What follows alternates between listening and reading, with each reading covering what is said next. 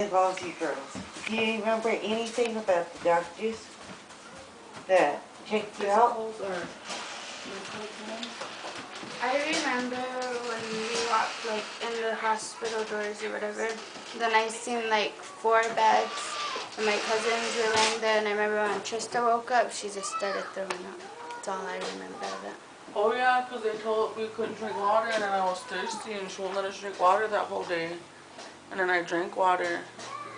They knocked you out though, huh? Yeah, and then they put me to sleep, and I woke up and I got real sick from whatever medicine that was they gave us to put us to sleep. Did you feel anything when you were done? Did you have any pains or did you know what happened to you?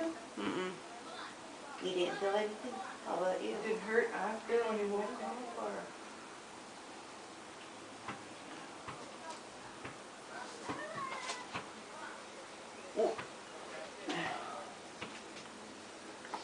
So you honestly, all of you guys agree that your uncles did not hurt you in any way? Yes. Never. They would never. They loved us and we loved them, and that's what I was saying. Why would we be so happy to see them if they were abusing us every day? You know, if it was going on, even why would we not be scared of them? You know, why would we say hi when we first seen them? You know, why would we be so happy to see them? That's what those people don't realize is we love our uncles. Promise you guys this will be the last time I will come down and videotape you. So if there's anything you want to say, get off your chest. Let's do it now. If there's anything you want to tell the camera, the people that are gonna, the lawyers, anything. I remember rehearsing my testimony before I went into the courtroom. Mickey Tapkin, I remember her, I think her name was Michelle, but she said, you can call me Mickey, do you want a pop? And gave me a pop. Well, when we go out there, your uncle's going to be sitting there, and I know you're scared, and this is what I'm going to ask you. Don't look anywhere but at me. This is the question I'm going to ask you. I don't remember what question she's going to ask me. And she said, and what are you going to say? And I just said, yes.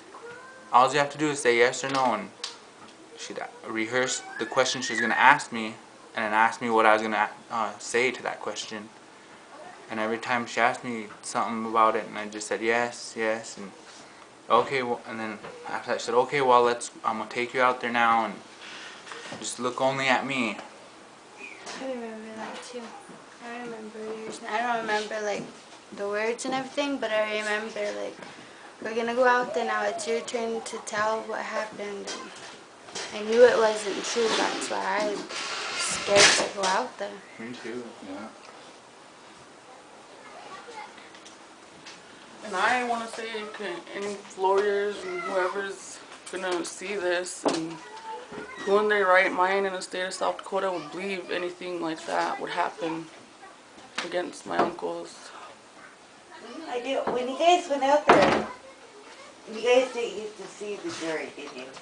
Did any of you get to see the jury? I didn't. What do you think? I don't really remember any of them or what they look like or what I thought about them, because mostly I was just scared of, you know, the lies that I was going to be telling. Do you remember seeing the jury?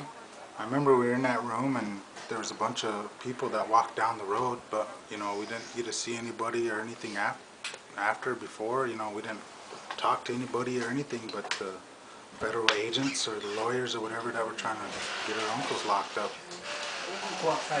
They had us do videos before that too to explain what we saw and what we did and what they did and all that, and you know, that's all lies, because what they tell us, that they had the agents there questioning us over and over saying, well, did they do this, did they do that, and we'd say no and no and no. Like I said, before the trial we were in Yankton Park, sitting in there, and then the kids would be playing, and they'd bring one person over, one of us kids over in front of those agents, and then like they were intimidating us, saying, did they do this to you, did they do that to you, and every time it'd be no, it'd be no.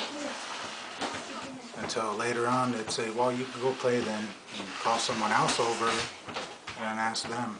And when they'd be saying no, that we would have to get called back during the same day or next week, because we went there at least 3-4 times that I remember to go to that park and just to say no to what the agents were asking us, until we said yeah, until we finally said yeah, because I finally said yeah to, yeah, my uncles did that, my uncles did this, whatever you say that, yeah, they did that.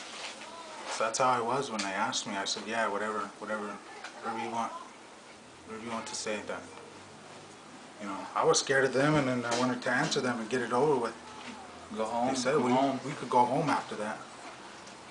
I wonder if any of them would like their kids being interviewed by great big guys in trench coats, intimidating their kids and bullying their kids into saying what they want them to hear. How would they feel? Not to be racist or anything, but what color was the people that questioned you? White. They were all white. They were all white? Hey, these next questions I'm going to ask you, each one of you I'd like to answer. So I'm just going to read it out, and then you guys can answer it any way you want. What has happened affected your life? If you could send a message, what would it be? What would you wish your lawyer would do for you? And after 17 years, how do you feel today? Today. About all this.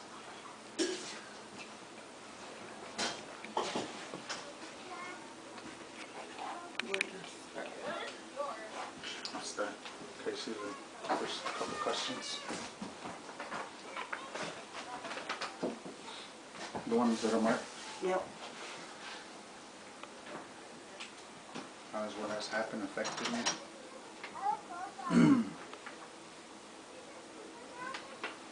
Well, what happened was our uncles were wrongfully accused for abusing us. How that affected me is I don't want to remember anything that I went through since we were gone. I don't remember any of the bad stuff or any of the good stuff. I mean, I was with my little brothers and sisters, but you know, I don't want to remember being away from my family and not seeing anybody I loved or anything like that, especially being away from my mom. That's what hurt me the most. But how it affected me is nowadays I'm at home with my kids all day, every day. I don't want to leave them. I get jobs, but I come home, you know, I want to be with my kids. I want to be there for them. I want to grow up. Want to watch them grow up. I smoke weed every day because that's how it helps, you know. That's how I deal with it. That's how I deal with my feelings. Watching my mom and them drink. I don't want to drink that much, but you know, when the feelings come up, I want to go out and get drunk and not remember anything else. You know? Just having good feelings. How has it affected my family? It hurt everyone. It didn't just hurt me, you know. It didn't hurt my uncles. It hurt everyone in the family. Because I never had a dad. My uncles were my dads, you know. They were there for me whenever I was growing up. They taught me how to fight. They taught me to be mean. Taught me to be cool. They didn't, you know. They didn't abuse me or anything. They were my dads, you know. They were there for me. If I could send a message, say everything that was said was all lies. Your mom. No matter what you hear, it was all lies. And our family is good, honest people.